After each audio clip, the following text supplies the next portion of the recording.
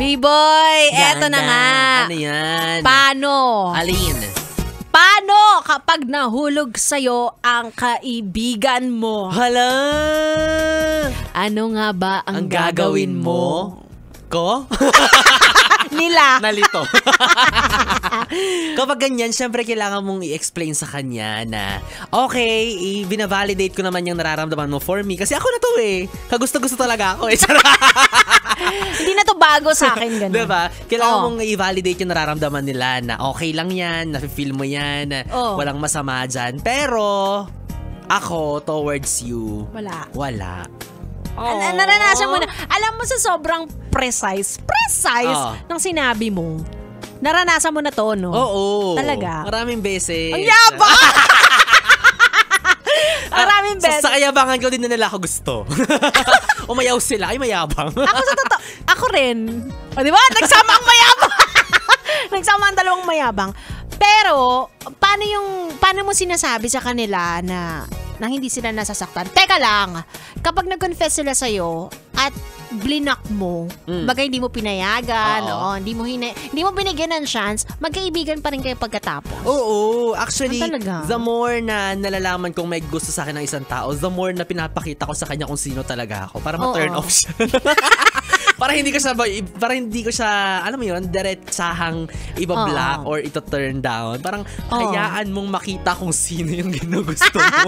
Oy, pero kasi yung iba, may mga nagkakatuluyan naman ng naging magkaibigan mo na. Kasi nga, di ba, kapag kaibigan mo, pinapakita mo lahat ng kasamaan ng ugali mo eh. Kasi minsan yun ang pundasyon ninyong magkaibigan, di ba? Parang, ay, parehas mo sa mga ugali namin. Mukhang mag-ano kami, magkakasundo kami. Eh, yung iba, ang rurupok. Oo nga. Napo-fall, diba? oo. Lalo na pag yung kaibigan nila sweet sa kanila, normal niya naman yun. Normal niya naman yun, oo. Diba? Nilalagyan ng mali siya. Pero meron akong na-encounter, kaya parang ayoko na kapag kaibigan ako, tapos nag-confess sa akin, may gusto siya sa akin, tapos magiging magkaibigan pa kami. Ay, hindi kasi na-trauma ako. Bakit? Meron kasi ako naging friend. Itago natin sa pangalan. May naging kaibigan ako dati na nag-confess siya sa akin. Tapos ang entrada niya agad, mahal na kita. Agad? Oo, diba? Agad-agad na parang sabi ko, ay, hindi yan totoo. Kasi yung closeness namin, hindi malalim. Magkaibigan lang kami, pero hindi yung BFF. Ganon. Oo, wala masyadong pundasyon. Dahil lang nagkakape sa labas, ganyan. Oo, pinagtagpo ng common friend, mga ganyan. Oo. So, na-consider ko naman na kaibigan. So, sinabi ko na, hindi mo ko mahal. Ako yung nagdikta. Pala decide. Sabi ko, hindi mo ko mahal. Ano ba yung sinasabi mo? Ganyan. Tapos nagalit siya. O, diba? Nagalit siya sa akin. O, doon na patunayan na hindi kaya talaga mahal. Hindi talaga ako mahal. Ang sabi niya sa akin, bakit ba ikaw ang nagdidikta ng nararamdaman ko? May pag ganon.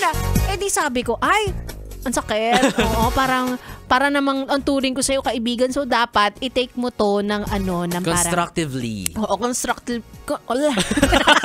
English kasi. I-take mo ng walang sama ng loob. Ganon. Ayan.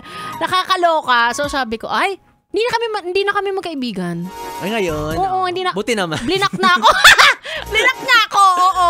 Diba siya pa ng block sa akin? So parang ako, buti na lang, hindi rin ako parang, pag may nag-confess sa akin, pinapatulan ko agad. Yan mga yes pre na, hindi dapat ganon. Porkit may lumapit sa inyo, may nagkagusto sa inyo, isipin nyo na gusto nyo na rin. Correct. Diba?